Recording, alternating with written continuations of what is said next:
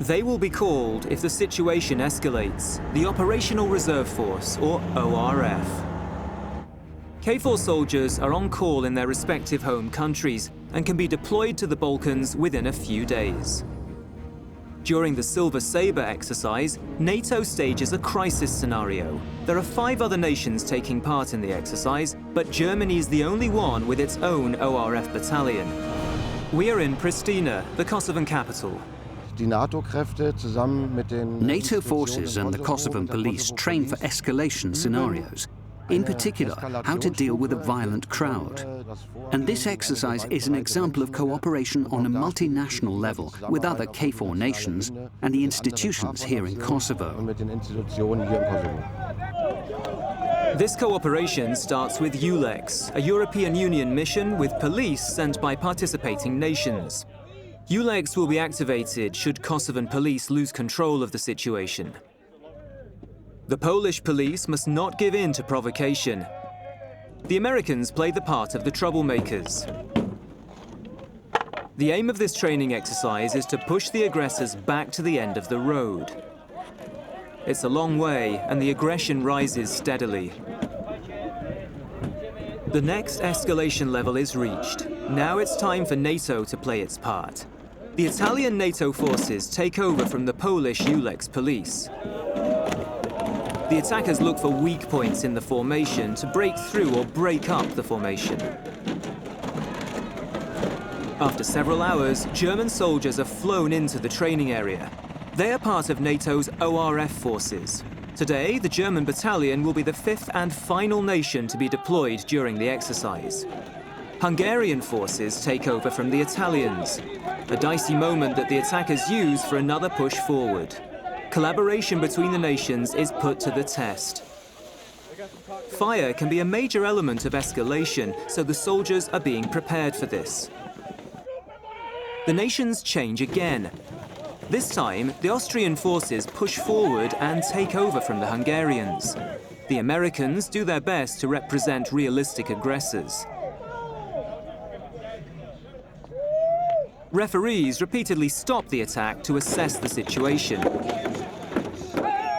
Because no real ammunition is used, the referees indicate who is hit with the help of hand signals.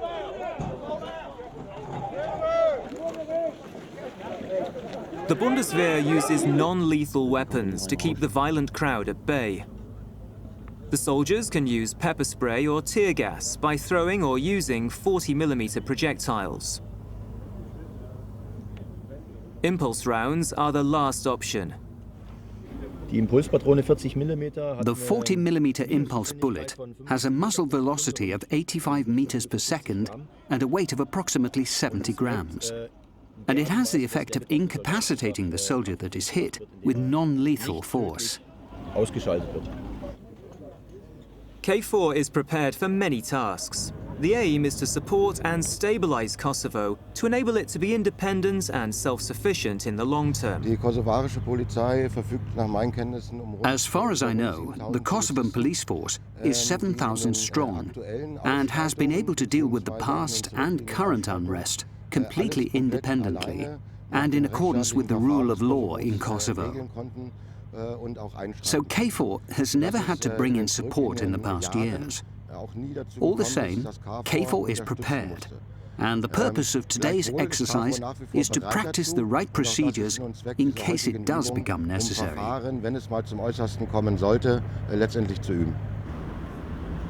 The periods of major unrest are many years in the past, and Kosovo is grateful for the support provided by NATO. We asked a student at the university in Pristina what he thought of KFOR. Our army, our simple army, may I say in that way, it's learning from them. It's learning about weapons, about military training, about a lot of things that we don't know because we have no knowledge. As one of the youngest countries in the world, Kosovo has had to build up military and police forces from scratch. The country is gaining in political stability, but is still far behind other nations economically. At the university, we meet Professor Kahaya. He studied in Germany a few years ago. Es gibt Entwicklung. There is development, but it's very slow. That is a great concern for us in Kosovo. In terms of macroeconomic development, KFOR is of great importance. Foreign investors and various foreign companies are reassured by KFOR's presence in Kosovo. To provide this reassurance, KFOR continues to train and to be ready for action. The Silver Sabre exercise culminates with the participation of the German ORF battalion.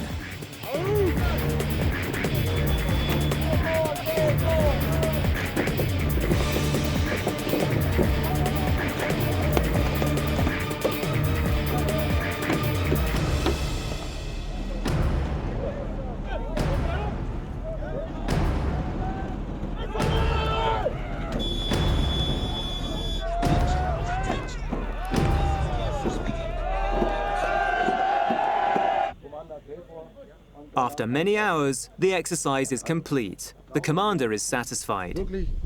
Very good work. You've put into action all the things we did at home in the Combat Training Center, and all that in collaboration with other nations, as well as a much greater number of participants than back home. You all deserve a thumbs up and a lot of praise. You did really well. The soldiers finished their role play with handshakes. The ORF battalion will soon be back in Germany and on call. It can then be deployed here within 7 days. The duration of Germany's commitment to providing security here is decided by the German parliament. This year, it voted in favor of continuing the mission.